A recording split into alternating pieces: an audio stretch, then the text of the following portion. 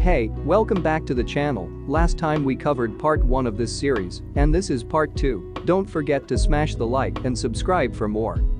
Shuu and Inori is requested by Gai to bring Sauta Tamidate, Hair Menju and Kainen Kusama, classmates of the Motion Picture Research Club, to visit a beach resort at Ashima, though in a guise as a mission in which will require drawing out Sauta's void. After having some fun on the beach with the others, Shuu pays a visit to the grave of his late father, Shuu Ouma, the leading expert on the apocalypse virus before his untimely death amid the Lost Christmas incident. Gai explains to Shuu that the mission is to break into a covert GHQ base disguised as a shrine, but Shuu has to make use of Sauta having feelings for Inori in order to draw out his void. Later that night at a sidewalk, as Sauta attempts to confess his love to Inori, Shuu rushes in and draws out Sauta's void, embarrassing himself in front of the funeral parlor members hidden around the area.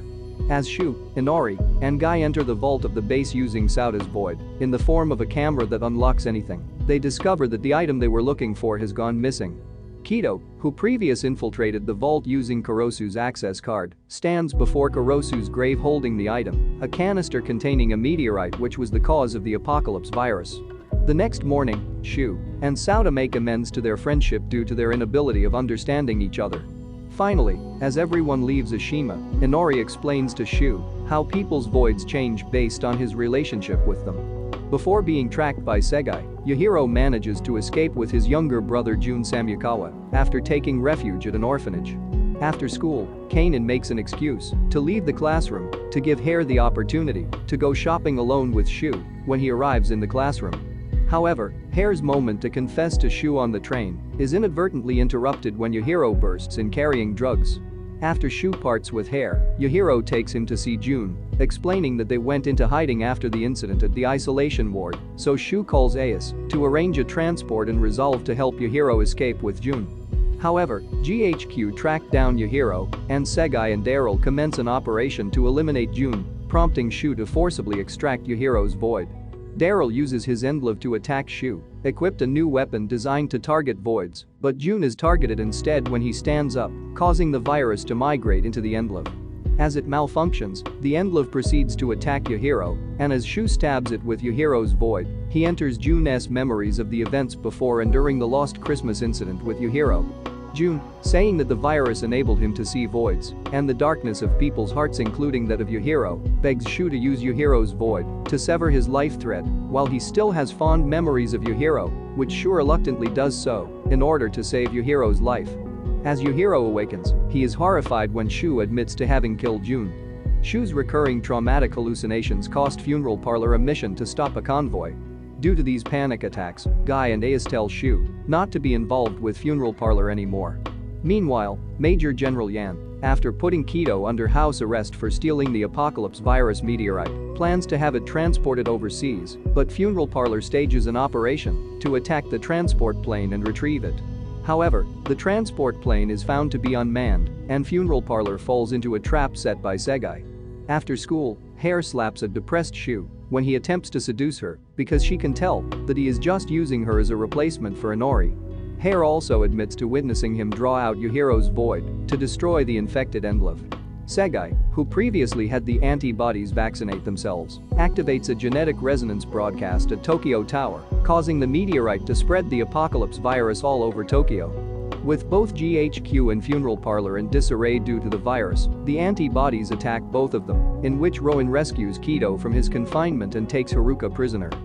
Finally, Kido watches the chaos from GHQ headquarters, declaring he will finish what he started 10 years ago. As the apocalypse virus continues spreading over Tokyo, Daryl kills his father General Yan and subordinates upon learning about General Yan's affair with his secretary Emily. Kido announces taking over command of GHQ, in which the cause of the virus outbreak is falsely reported on the news to be started by Funeral Parlor. Shuu, learning about this from Tsugumi, contacts Yujiro, Sauta, Hair, Kainen and Arisa to ask them for their assistance to save Funeral Parlor after revealing to them his power of drawing out their voids. Meanwhile at the airport, Haruka manages to escape from the antibodies thanks to Eagleman's sacrifice and encounters Inori and Gai, the latter infected with the apocalypse virus, and works with them to stop the outbreak. Kido and Segai head to Roppongi Fort with the meteorite to a hidden facility inside the base to start the next stage of their plans. Haruka manages to program a resonance broadcaster out of a radio tower, allowing Inori to sing her egoist song through it to stop the outbreak and cure the infected. At the same time, Shuu and his friends break through the airport barricade and defeat the GHQ forces by using his friend's voids, much to the relief of the other Funeral Parlor members. As Shuu finally reaches Inori, a mysterious blonde boy, later recognized as Yu, suddenly teleports behind Inori and extracts her void to kill Shuu, only for Gai to protect Shuu from injury. As the outbreak resumes, virus crystals throughout Tokyo spiral into the air and form a crystal tower. Kido releases Segai from his services, giving him data containing information on voids as promised, before going to the crystal tower. Meanwhile, Gai tells Shuu to follow Yu, who helps Shuu regain his memories. When he was younger, Shuu and his older sister Mana Auma, living on an island at Ashima, spotted Gai washed up on the beach. Gai spent the summer with them at their beach house, becoming best friends with Shuu while falling in love with Mana. After experiencing the flashback, Shuu finds himself in the Crystal Tower, where Kido has Inori bound. Kido explains that Inori was created to resurrect Mana, whose soul lies preserved thanks to the virus, in order to spread the virus to annihilate the human race, and he intends to create new race by marrying Mana Auma. As Yu prepares a ceremony, another flashback reveals that Mana told Shuu that she wanted to marry him. However, Gai later learned that she was infected with the apocalypse virus, which induced her insanity, but Mana threatened him not to tell Shuu. Back in the present, Shuu tries to stop the ceremony, only to be bound by crystal-like plants controlled by Mana. Gai and Ace arrive in the tower to fight back, but Ace's Endlove Steiner is destroyed in the process. The last flashback reveals that Gai asked Shuu to meet him at a church to tell him the truth about Mana, but Mana came instead and tricked Gai into shooting himself with a defective gun. Shuu was disturbed by this upon his arrival, then rejected to marry her, which caused her to go berserk and spread the apocalypse virus all over Tokyo, ending up destroying herself from her own power out of fear. As a result, Gai vowed to become stronger, seeing as he was responsible for this, while Shuu repressed his memories about Mana and Gai due to trauma. Shuu, who finally remembers his past, extracts Gai's void, a gun that forces out other people's voids, and goes to rescue Inori, while Gai heads to the pod to free Mana's soul. Kido tries to stop them, but Yu knocks him out for failing to marry.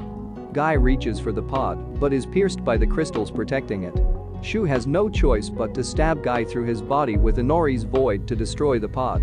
As the tower crumbles, Gai finally holds Mana in his arms and they disappear together, while Shuu and Inori float to safety and mourn for his death. Thank you for watching part 2 of this series. Don't forget to leave a like and subscribe for more, part 3 coming soon.